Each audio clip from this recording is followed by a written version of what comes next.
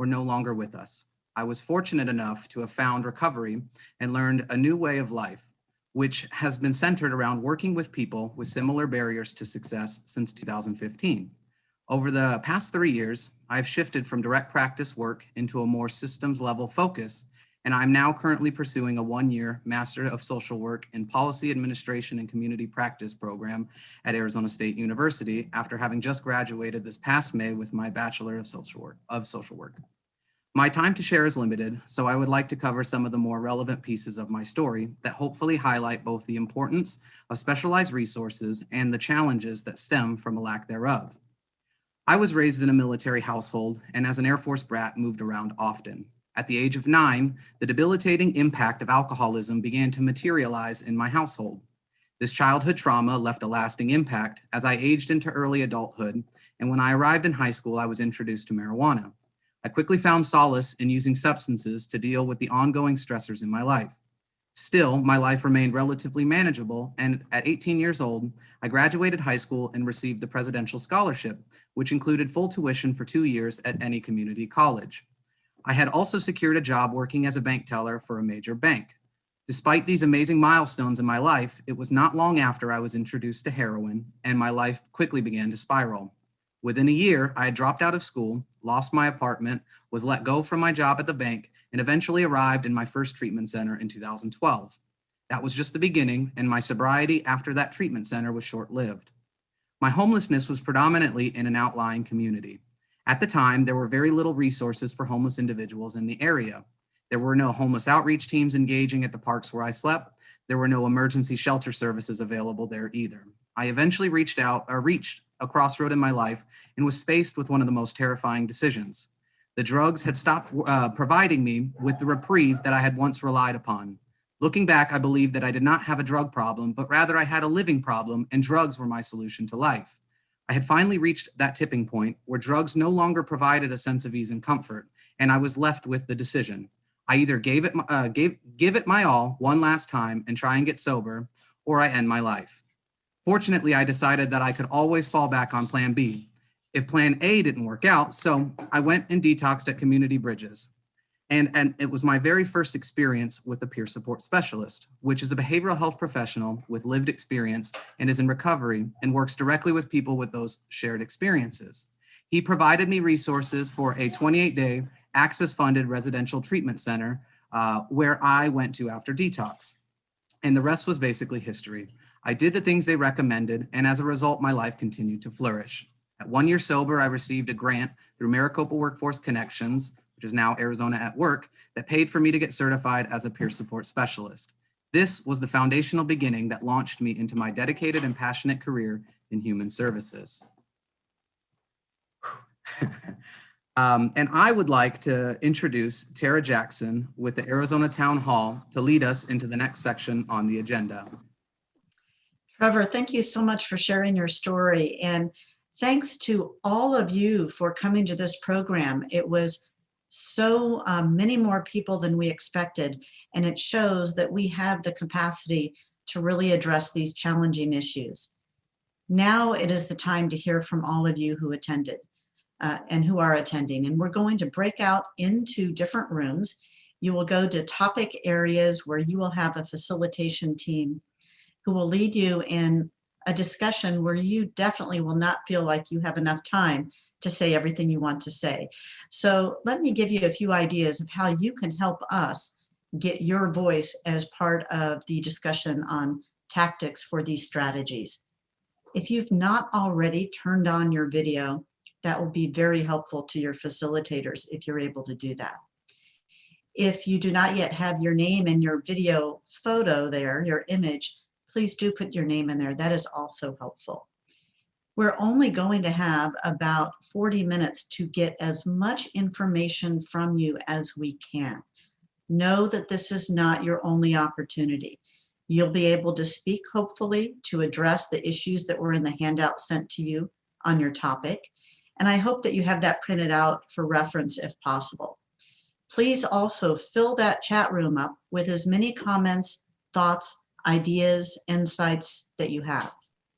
Finally, you'll get a survey probably before you leave this program. that will give you another opportunity to give us your insights and your ideas. Now, we are joined with a facilitation team that is mostly town hall volunteers, and we're very lucky to have them. They will introduce themselves to you very briefly when you get to your breakout rooms, but really then we want to hear from you as much as we can. We will be concluding the breakout rooms at about 3:20, so I just want everyone to know that. Again, short period of time to give us as much input as you can. I know there are a lot of people in this meeting who have been to town hall programs before, so I want to stress that we are not trying to get that traditional town hall consensus that we're most known for from this program. Rather, we are gathering information that will be analyzed and used by those who are helping to lead this effort. And with that, I think we are now going to turn to the breakout room so we can give as much time as possible to hear your discussions.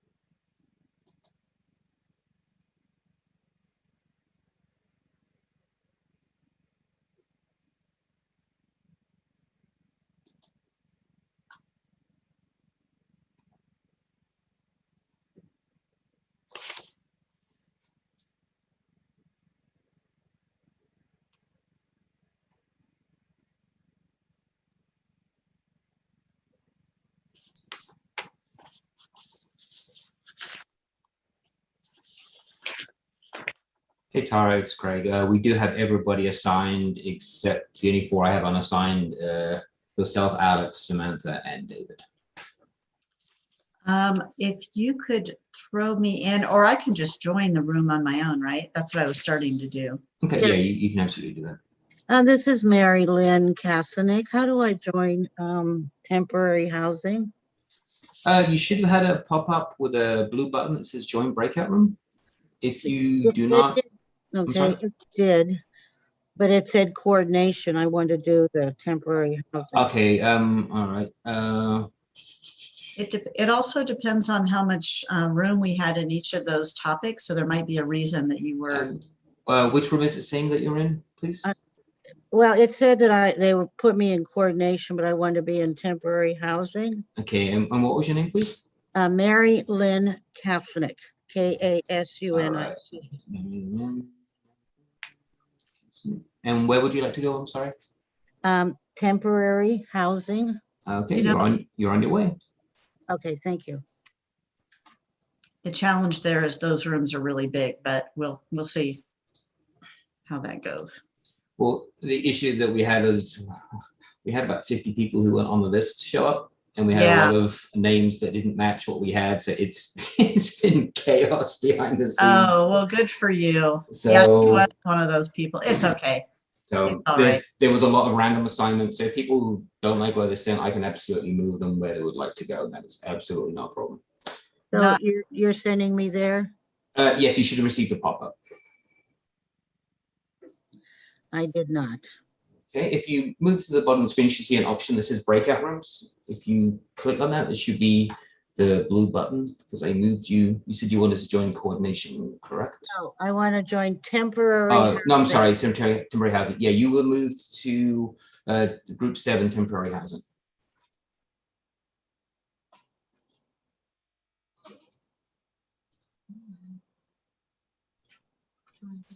Yeah. 7. Yeah, yeah, you have been moved.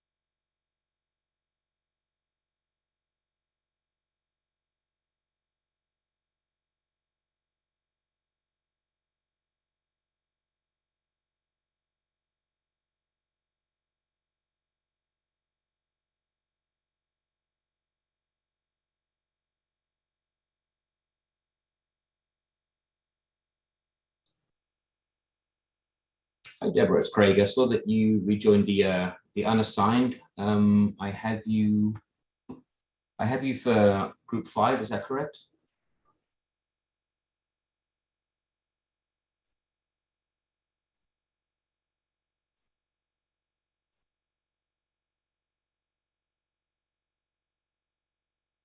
That's diversion and prevention.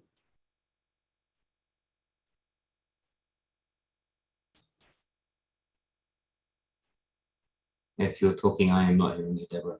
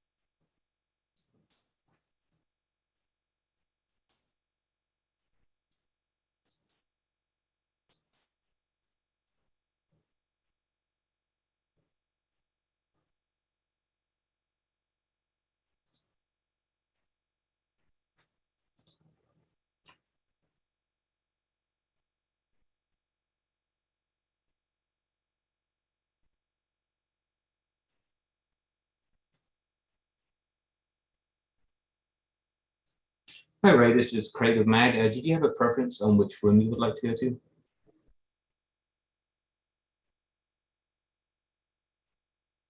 Hello, what'd you say? Yeah, did you have, I don't have you on my list. Did you have a preference of which? Yeah, I came in, I got cut off. Okay. Did you have a preference on which group you'd like to be in? Let's do housing. All right, on your way. So Sleep in Heavenly Peace is the 501c that runs it. They have all the resources. They bring everything. Now it takes $10,000.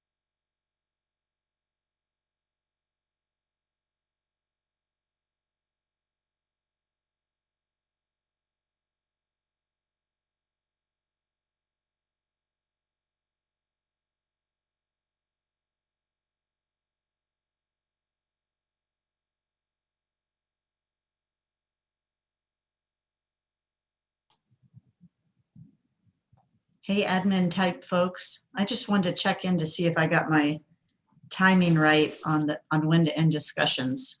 I just wanted to keep us on track. Okay. What so time? this is great. Whoever just responded said 3:15. And actually, it should be 3:20. I was the one who put that in there because I was trying to Okay. factor in the break. I did Okay. say 3:20 to the whole group before they broke up. That's what I thought. I just wanted to confirm that in writing. So at 3:10, I'll send a 10-minute notice. I'll send a 5-minute notice at 3:15, and at 3:19, I'll send a 1-minute warning. Sounds good. And then they'll get that 5-minute break. Cool. Okay. All right. Well, I'll jump into some other rooms. Sam, feel free to go to a room and listen in and take notes. Alex, you should probably stay here unless there's other. I don't think Alex is on the call. I think she was on the phone unless she joined. Yeah, I'm still here. Oh, Yeah, she's we're both here. Okay. still here. We're just working away in the background. Oh, Okay. if there's other things you're managing, Sam, then feel free to stay in here doing that. But if you want to go to a room, that's kind of what I'm doing. And then you can sit and listen in, take notes, whatever you choose to do. I just reset the chat settings as well. I'm not sure why it wasn't letting people chat, so I unchecked it and then rechecked it again, and it seems to be okay. Okay, awesome. All right. And when they put something in the chat, you still got to see it. It's just the whole room didn't get to see it. All of the chats that I was doing were private messages, so I hadn't been doing any public chats. So I just hopped in. I saw that it said everybody. I came back out and set it to no one, and then reset it to everyone again, and it seems to have worked. So nothing was turned off, but I just went ahead and reset it. Awesome. So Sapna said that seems to be working now. All right. Well, then I'm going to go join another group. I'll pop around, but just text me if you need anything. All right. I think we're in good shape. Thank you.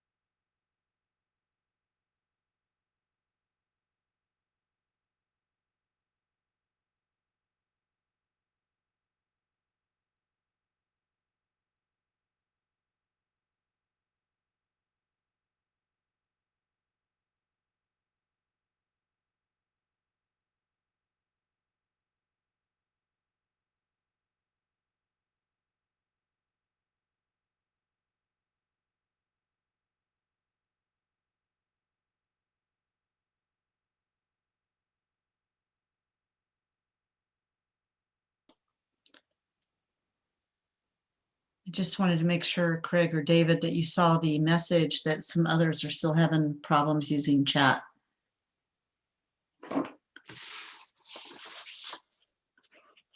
Specifically, group 8. I haven't seen anything in chat or anywhere about that. And it looks like Craig might have gotten booted from the meeting, so I'm trying to figure out what's going Okay. on. It's in the group text. I'm not in that. Yeah, I am. So all of the groups are not able to use the chat function for some reason. Oh, that's not good. No, and here comes Craig back. Yeah. He reset it, but I'm not seeing the issue. I just jumped in there, and you talk about room 8, correct? yeah, maybe they're texting us now from the problem that they had before. Yeah, I'm not. I mean, I'm seeing that the messages drop down. I'm looking. Participants can chat with everyone publicly. I'm not seeing any restrictions. Also a good opportunity to remind everyone that they can fill out the survey. Worst case, I can jump into the break. I can relaunch the breakouts again, I believe. How quick I can jump. We're close to ending it, Okay. so I think. Yeah, but I can restart the breakouts again, I believe. I wonder if I can jump in as an admin. I just saw some chat, so it makes me wonder if they were sending that. Yeah, I just jumped in. So Jason, FYI, I can see all the chats to keep them coming. So Jason had it, no problem. So I'm not seeing who's sending these messages on the phone chat, on the phone text. Group 8 is one of them, and that is Marty and Cindy. Okay, so group 8, but Jason can and then see group it. Group 2 is said me either. Who's group 2? That's Amy and Nikki. I can jump into group 8 real quick, Craig, if you want me to. Yeah, I was just in there. You all going to give me a second set of eyes. Which other one? Group 2? So, and on my group text, someone said it still does not work because I said I think it's been fixed. I'm not seeing any reason why they shouldn't, because I mean, I'm looking at my settings right here, and it says participants can chat with either no one, host only, or everyone publicly. It's set for everyone publicly. I'm going to jump into group 2 as one of them. Okay. Yeah. I'm going to jump back into group 8 and take another look then, because I'm not seeing anything on the front end that would limit people from chatting. Okay. Go jump. Have fun. All right, I'll be back. Actually, I've got to send out my 5-minute warning. I'll do that again here in just a second.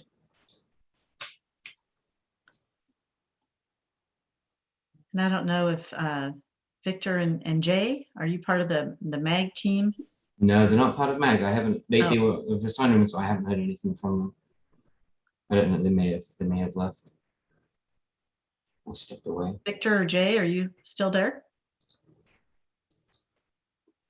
Victor is in another room too. Oh, okay. Oh, Victor had 2 accounts. There was a number of people. I think Zachary came in with 7 accounts when it all was said and done. So every time I'd assign to a breakout session, he would he would drop out and come back with another username. So. I think, who is it? Is Mayor Gallego speaking first? Is anyone speaking before her? I think it would be helpful to have someone say, sorry about the chats. You can drop it in chat now or survey. Hey, Craig. Yeah. So the chat, when I pulled up chat when I was in Breakout Room 2, was just the main chat. There's no like separate chat for that room. Okay, so why are we not seeing chats and breakouts? I've never seen that before. Neither have I. But here's something else interesting. I had Alex assigned as a co-host, and she couldn't promote anybody to co-host, and you used to be able to do that. It's probably something set up. So moving to a different question, Alex, I just want to confirm, is the survey link, are they getting that like now? There's a question in the text that I can respond I have it sent. I have it set to be sent out about 15 minutes before program end, but I can send it out sooner. I think that's fine, how it is. That's fine. It will be sent out at 3:45, about 15 minutes before the program ends.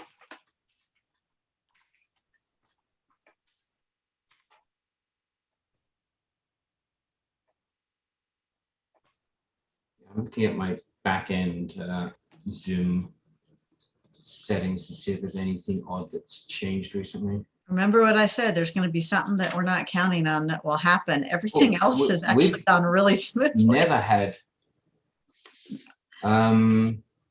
So my chat options allow participants to send chats visible is on. Private chat is off, which that's normal. Prevent participants from saving chat is unchecked, and auto save chats is checked. So nothing's changed on our back end from many of our previous meetings. So I don't know why it would be. Who knows, it might be the number of people in breakout rooms. I think what we should do is when they get back to the plenary, to put a group chat in. If you had something you wanted to say in your breakout room and you couldn't use the chat, go ahead and put it here or use the survey. Because there were a couple of people using chat in these rooms because I saw them. Jason was chatting. So some people are, which is odd. Because it should be an all or nothing, because I don't have it, there's not individual permissions for the breakout rooms. It's a bulk setting. So Craig, and just a reminder, the stream is sharing our conversation, not that we care, but back end. Thank you, Alex, for reminding us of that. It just allows everyone to see that we are doing our best to get everyone's comments in.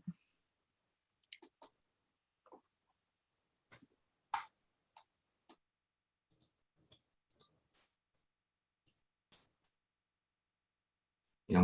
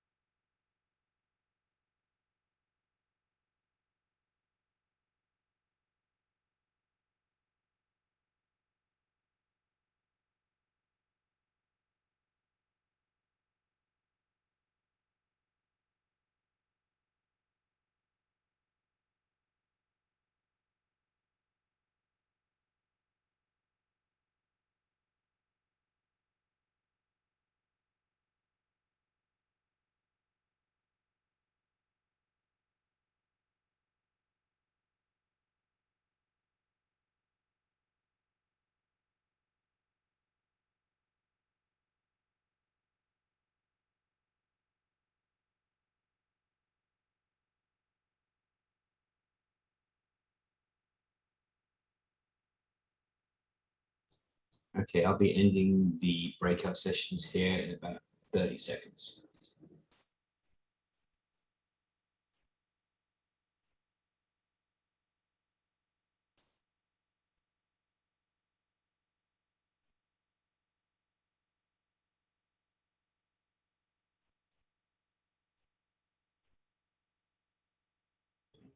Five, 3, and closed.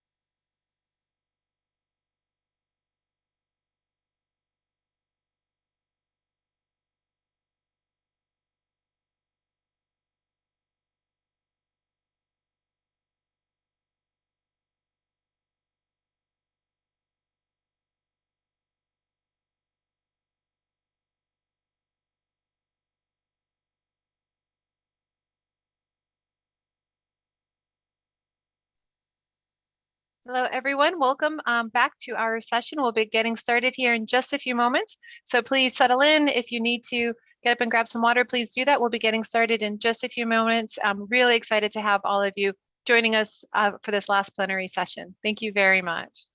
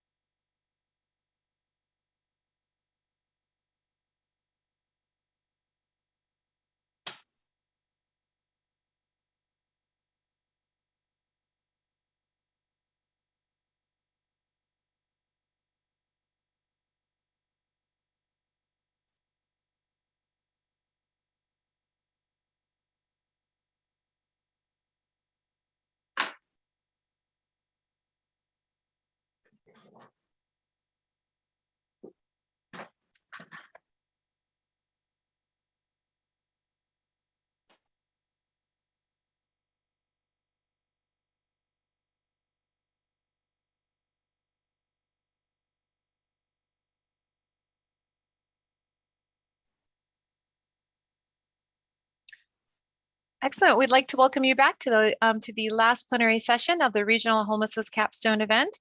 Just a few reminders for you. Please do keep your camera and mic muted if you are not presenting.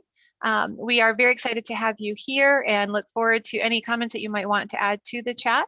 Please know that you'll be receiving a survey after this event.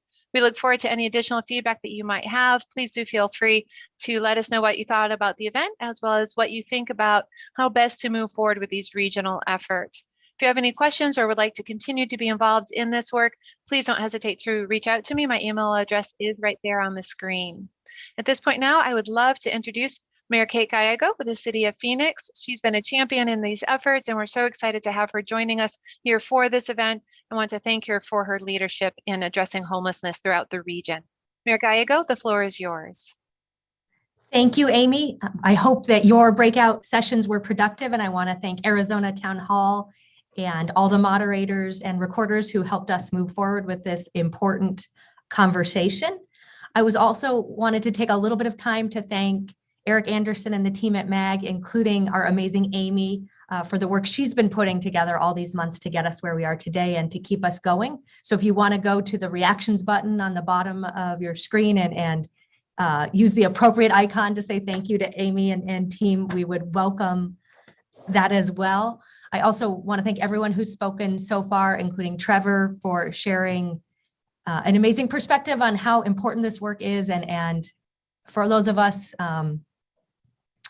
who are pulled so many ways, the reminder how valuable this can be, and that success is not only possible, but probable if we all work together through today's symposium. It's been a great chance to celebrate some of the success stories from Tempe to Glendale to Mesa and the amazing partnerships, but also to recognize that we still have a lot of work to do. Recent data from the US Census said that over 25% of respondents in the Phoenix metro area are not confident in their ability to pay next month's rent. That's 1 out of 4 people in our Phoenix metro area. So we have our work cut out for us, and we will need to work together because this is an issue that impacts every corner of our community. In addition to that 1 out of 4, 70% of respondents in the Phoenix metro area from the same study that are currently behind on rent foresee that they will likely to be evicted in the next 2 months. So we're going to have to be diligent. In many ways, it is a compliment to Maricopa County that so many people have wanted to move here, but as our housing prices have gone up, we know that an affordability challenge we had before is getting even worse, and that so the current economic conditions and challenges we've faced over the last year are really coming to the forefront. Also want to recognize that our residents are a key partner that can't be overlooked as we make this work successful. As we implement strategies in communities, we are mindful of the residents and the neighborhoods who will be affected. They can be our biggest allies or our biggest critics, and their voices are important as we work together. I want to close by sharing a story of a woman I met on my first day as mayor. She was a young person who'd experienced homelessness, and while she was in transitional housing, became a member of a dental assistant program. She was able to move forward with her studies while in very difficult housing circumstances, and was able to graduate and move forward. So there's amazing resilience in this community that inspires me every day. And I hope as we take the words that Andrew Ching shared with us, that we do have the resources, and money is not the biggest problem, that we can move together towards regional solutions. I was proud to join Mayor Wires in voting for this plan, and I know we are just getting started. So we're going to continue the amazing conversation with another strong panel. I just got to spend time in a breakout session with Crystal Dykes, the city manager for El Mirage, who is going to moderate a panel on building community will. As we consider the actions to take as a region, we are building support in the community to ensure that these actions are supportive and have the momentum they need to rise to today's moment. So please welcome Crystal. Thank you, Mayor Gallego, for your leadership and the significant investments made by the City of Phoenix to address homelessness. As you noted, building community will is imperative to the success of these efforts moving forward. In El Mirage, we are committed to strengthening our residents' opportunities to live in safe homes in vibrant and healthy neighborhoods. And we're continuing to have conversations about how to best support and best serve our residents, both housed and unhoused. The voices of our neighbors offer important insights as to what the role in local government should be, and what kinds of support is needed, and how to involve people in a way that they wish to be involved. I'm joined today by experts in very different sectors, all with something thoughtful to say about building community well. And I invite each of them to introduce themselves with their role and affiliation. Robin, could you please get us started? I'm happy to, and I can't tell you how honored I am to be here and participate in this valuable conversation. My name is Robin Reed. I am the president and CEO of the Black Chamber of Arizona. Ash, let's move to you next. Hello, everyone. Thank you for having me here today. My name is Ash S., and I am the executive director of From the Ground Up, a new consulting group that is working to address issues pertaining to housing and homelessness in the Raleigh. Thanks, Ash. Reverend Katie, could you please introduce yourself? Absolutely. I'm honored to be here as well. I'm Reverend Katie Sexton-Wood, and I serve as the executive director of the Arizona Faith Network, an interfaith network that represents bishops, judicatory heads, faith communities, and people of faith throughout this whole state. Thank you. And finally, Ryan, let's hear from you. Good afternoon, everyone. I'm Ryan Balch, and I serve as the Community Resources Manager for the City of Chandler. And I'm also very honored to serve as the chair of the Maricopa Regional Continuum of Care Governing Board. I'm thrilled to be here today with all of you to discuss regional solutions to ending homelessness by working together across sectors and across geography. I'm super energized by the diversity of interest and expertise gathered here today, and I hope that we can use it to create and sustain momentum to make some lasting change. Thanks for having me. Thank you. We have a great panel. So I'm just going to jump right in and ask the first question. Could you please tell me how building community will to support homeless assistance programs, how each of your agencies and affiliations are doing that? If I may, this is Robin. I'm happy to go first, and I want to start off by saying, you know, this panel is vital, but let's remember that we're probably all sitting in air-conditioned rooms talking about the situation. But let's remember that we're entering into a crucial 3 to 4 month period with Arizona heat that's impacting our homeless community and their health. So let's remember that a 32 pack of bottled water is less than $5.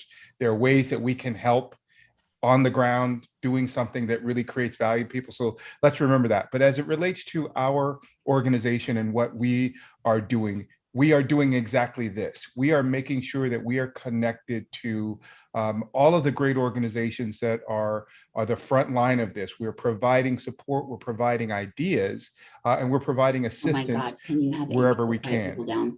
The vital importance is that we do something. You know, as I say on so many of the existing initiatives, we don't need someone to do everything. We need everyone to do something.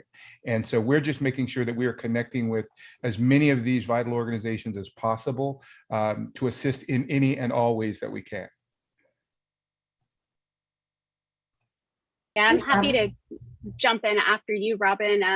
Just for some of the work AFN is doing, it relates to heat. And so how we're building community will and support and assistance is we are working with MAG and their heat relief network right now to open faith-based sites as cooling centers this summer. We know that so many people died of extreme heat and not having access to the air conditioning they needed to cool their bodies down and to stay healthy, or to a place where they could just be during the day. And so our communities of faith throughout the state, different types of diverse communities in different locations throughout Glendale and Phoenix and beyond, are opening up some of our faith-based houses of worship as cooling centers. And with that, we have an opportunity to educate, to learn who is in our direct community around us. Our pastors and our imams and our rabbis are able to actually meet the people that live right there and are in need. And so that's giving us an opportunity to build up a connection for our faith communities to serve directly to them, not from a proselytizing position, but for a position to learn what those needs are, and then to build relationships through this heat relief network with the local city governments and also with nonprofits who are able to bring water, to bring other needs, to do wraparound services at these cooling centers as well. So that's one way that we're building up Will.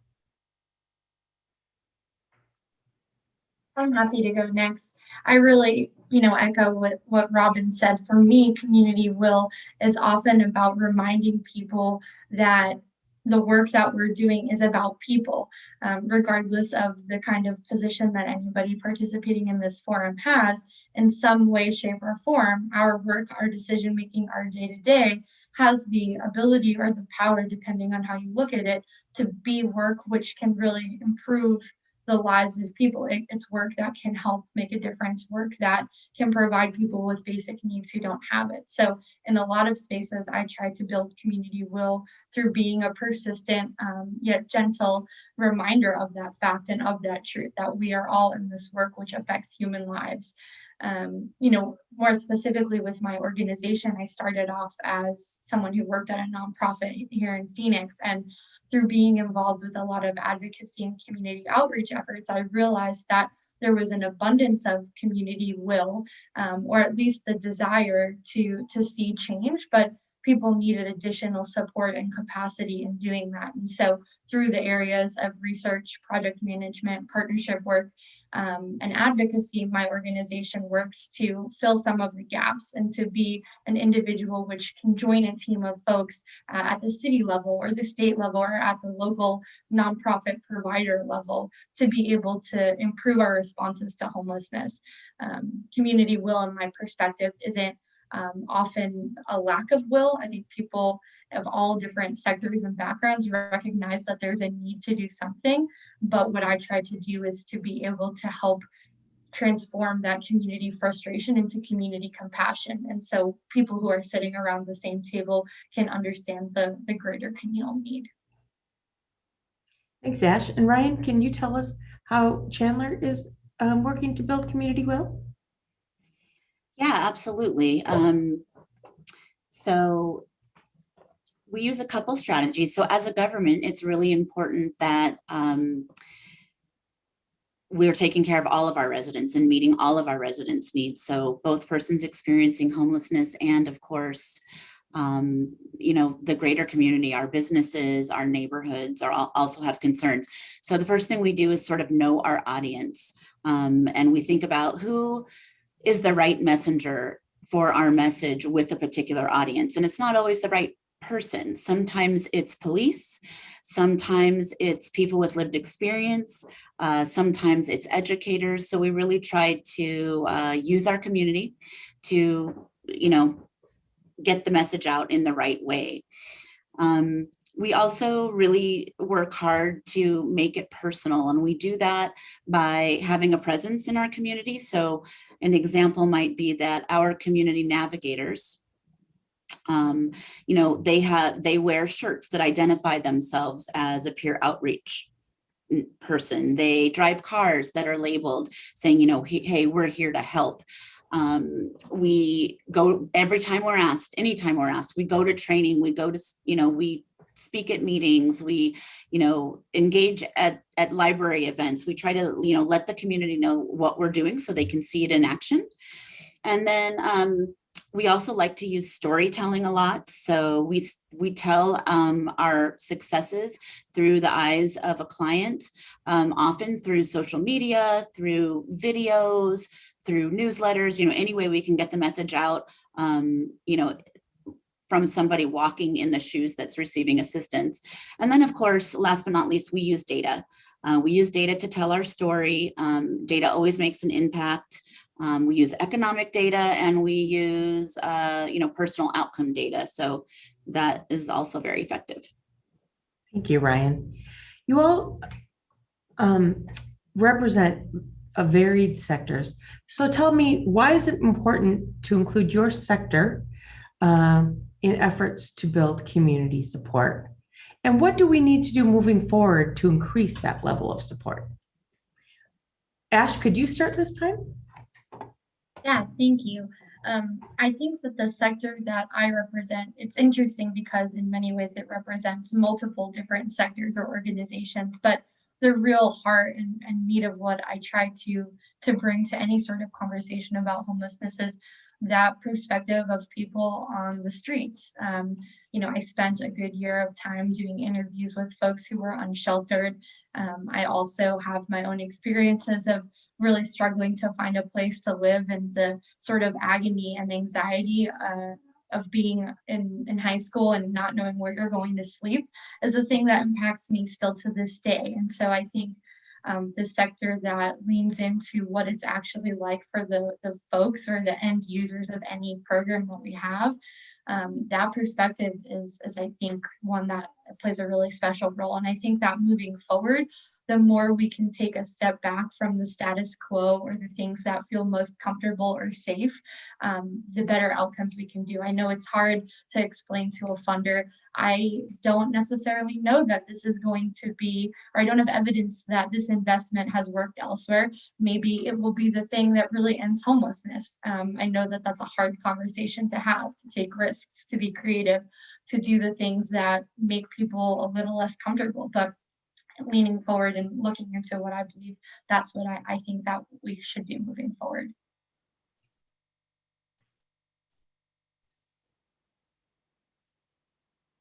Great. I would invite anyone else to follow Ash. This is Robin. So the Black Chamber of Arizona obviously primarily serves the minority community. And, as it relates to the economic disparity that we are all aware exists, that more severely impacts the minority community.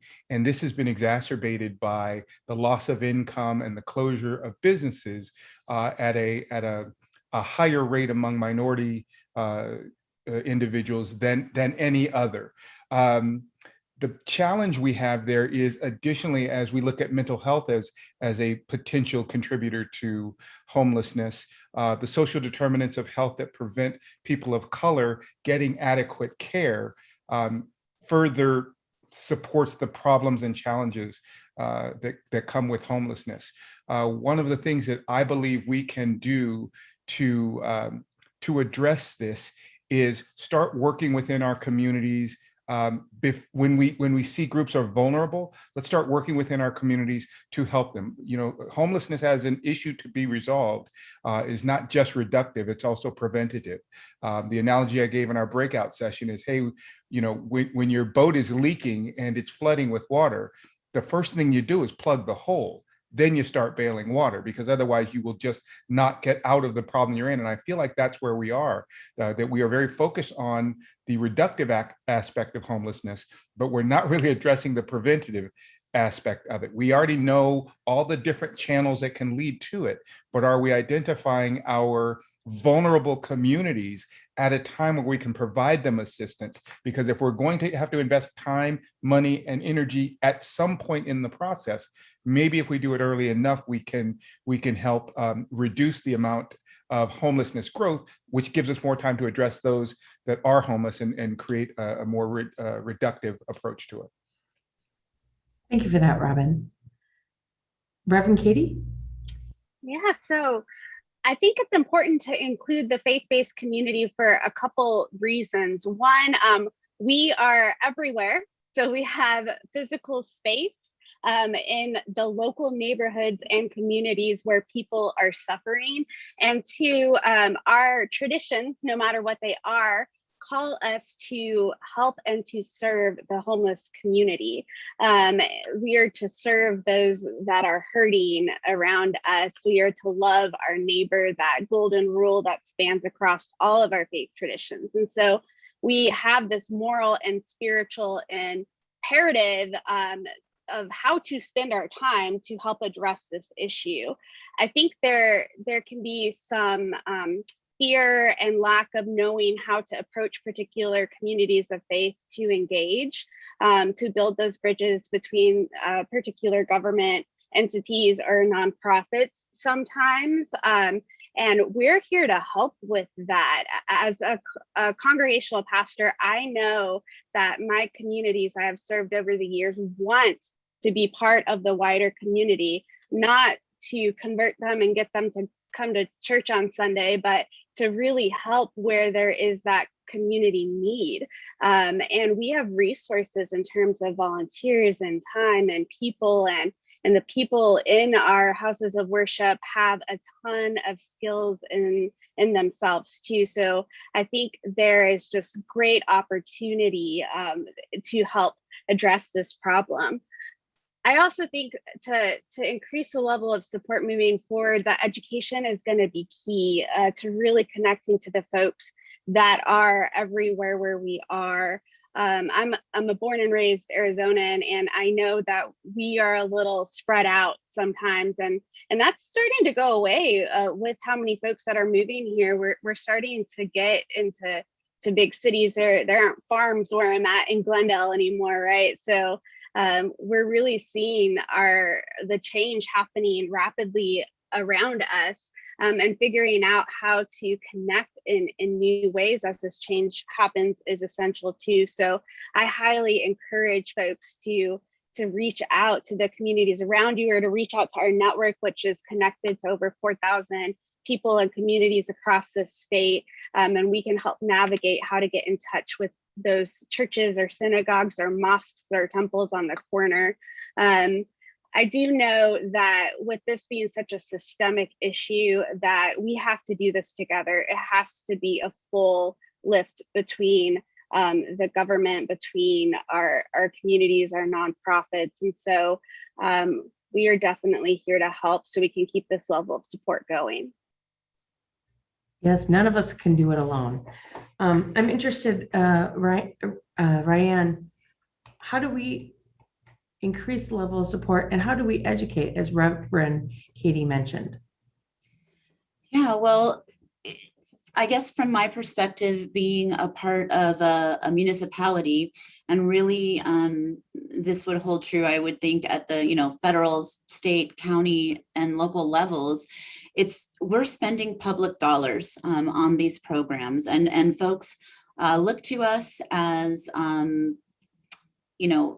mechanism to assist low-income populations. So it's really important that the community is behind the programs we're implementing. And so, of course, that takes education, and it takes making sure that we arm our elected officials with all of the data and information and personal stories that they need so that they can share with their constituents what we're doing, and their constituents can feel good about how we're moving forward. And so, part of that is really listening to our constituents and getting, not only hearing their concerns, but also their ideas about how to make it better. We don't always have all the answers, but we do have lots of fun sources with interesting regulations and, ideas coming from the federal government that you really have to implement at a local level, and you sort of have to tweak it and make it fit your community the way your community wants to see programs done. So from my perspective, working in the government, listening to the community and working with the community from the very get-go is super important to having successful implementation of programs. Thank you, Ryan. I want to thank all of you, Ryan, Ash, Reverend Katie, and Robin, for sharing your thoughts on these questions. In light of time, we are going to move to closing comments now. It's my pleasure to introduce Mayor Giles of Mesa. Mayor Giles, you'll have the last word today. All right, thank you very much, Crystal. And thank you really to each one of you that's been participating in this meeting today. I know that we all value each other's time and the partnerships that have been so evident throughout this gathering. Now, let's commit to keeping this momentum going today and beyond as we pivot into strategies and action together. The theme throughout the day has been that we're committed to working together regionally. This is important as we move forward. I fervently believe that owning and committing to regional solutions, services, and infrastructure is the foundation for our success going forward. We are all here because homelessness is one of the biggest challenges we face as a region. If ever there was an issue that we should address through a regional effort, this is it. We know that working in silos is not getting the job done to solve this growing challenge. We must work together. Depending on limited city center programs and shelters also is not working. We must work together. This issue is not isolated to any one of our cities, and people experiencing homelessness do not remain within boundaries. We must work together. Addressing homelessness to ensure that it is rare, brief, and non-reoccurring requires a regional approach of resources and collaboration. And clearly, now is the time. Let's commit to rising to meet this challenge together and show the country what we can accomplish when communities rally to a common cause. Thanks again for the incredible insights that you shared with us today, and we look forward to working together tomorrow. This concludes our event. Thank you very much.